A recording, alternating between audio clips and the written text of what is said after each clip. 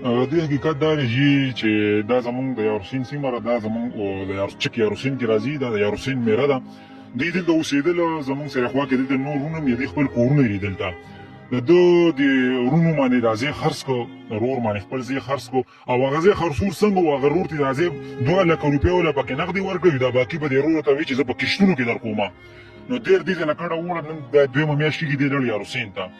نو بیا دې په د خپله فیصله باندې ستومانه شو، بیا خاص کر ده ته خپلې کور ودانې ووي چې دا کور ته خرڅ کړه او دا کور را واپس کړه، دا خو زما د بچو جاله ده. نو دې دا سیف الاسلام چې کوم اوس مړ دی، دا بچي وجلي دي، دی ولګېدو، دې د وروڼو پسې هم راغی، د پلار پسې څو پېر راغی چې بهي زه خفه یم او زه خپله فیصله واپس الم، دا کور چې کوم دی نو زه واپس کوم، تا ته زه خپلې پیسې هم درکومه. دې ورور ته یې ووایي چې دا کور ما ته پرېږدوه، خو دې ورور ته وایي زه نه پرېږدم. او بله زه یو بله خبره وروسته علم کې راولمه چې د ده دا کور والا خلک یادوي، ما اوس یو بي بي سي والا یو رپورټ ورکړی و، یو پوسټ و، هغوی وایي چې ده دا هر څه د ښځې د خوشحالۍ لپاره کړي. نه وروره، دې کې د ښځه ګرم نه ده، ماله یې دا ورور دا کور واپس راکړي، خو بیا هم دې ورور یې نه منله. بیا دې ورور ته مې وایي چې بهي ته ماله دا کور واپس راکړه، او که نه راکړې نو زه ځان مړ کوم. او بله خبره چې دا دې لږ پخپله کړي دي، دلته اوس زنانه غم له راغلې وي، دغه ده چې کوم ګاونډیان دي زموږ زنانه هم غم له ورغلې وي، هغوی وایي چې د هغه ځای زنانو دا خبره کوله چې د شپې 3 بجې یو ډزو شو، د شپې 3 بجې نو موږ ووایو چې مثلا دا به کېدای شي چېرته په پیشو میشو یا په کمرې په سر یا به اخوا دې خوا، خو به هر حال وي چې سهار موږ واړه ورغله، دوی له چې مې دغه کوله که نه، نو واړه واپس راغلل، هغې وایي چې سیف الاسلام کاکا خو مړ دی. نو ده د شپې 3 بجې د خپل بچي دا په اوږدو باندې حلال کړي دي.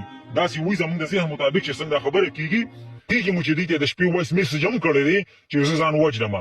نو دا د شپې د خپل بچي په خپله وجلي دي، بیا زه خپل ځان مړ کړی دی. خو وروره زه دا خبره کومه چې بی دې ورور له پکار و، دې نور ورور له پکار و چې دوی لږه د اوږه قطع کړی وی او دې ورور له خپل ځای واپس ورکړی، نن به دا مسله نه وه. نو دا غریب ګرم دی، خو دا غریب یې دیوال سره وجنګو. نو ده بیا دا قسم له قدم اوچت کړو، نو ټول له غټانو بیا رانه مشرانو دغه ته دننه کړو، بیټک ته دننه کړو، بیا مشرانو وویستو، موږ دا سړی به په دیره کې نه کښېني. نو دې غټ ظلم کړی دی او خاص کر دې ورور سره کړی دی. هغه غریب چې کوم دی نو بیا مجبوره شو داسې قسم له قدم یې واغېستو. پولیس ته ورکړه. مونږ ته یو بل ملګري انټرویو راکړه چې د دې څه حقیقت دی چې دا هغه په خپله باندې کړي که نه، خو تاسو وایئ چې میسج یې ثبوت شته دی چې دی په خپله کړي. جی بالکل، د دې موږ دغه شان دې موږ وایو کوو چې دا د خپله کړي دي، ځان د خپل ژوند خاتمه یې هم کړې ده او د خپل اولاد د ژوند خاتمه یې هم وکړه. ډېره د افسوس او ډېره دردناکه واقعه ده. خفه یو شو. نو اوس خلک خپلې خبرې کې مثال څوک وایي چې دا روډ سره تنازع وه، څوک وایي چې د ښځې به دغه به، نو زه خو به دا ووایم مثال چې اوس دوی وایي چې د خپل بچي مړه کړي دي، زه هم وایم بل هم وي درنده پلانکې ډینګرۍ، زما خپل سوچ دا دی زه هم د دې دپاره دوا کول پکار دي. دې به الله پاک لذي هلته کې به وي خدای پاکه ستا بندګانو زه مجبوره کړی وم. دا پکار دي چې تاسو یې رول نه لرئ چې پولیس له پکار دي، دغه له پکار دي چې به تحقیق وکړي. مسله څه واصله یو سړی خپل بچی حلالي ولې حلالي، پرون ولې د دا نه کول، میاشت مخکې ولې نه کول، مجبوره شوی و که نه.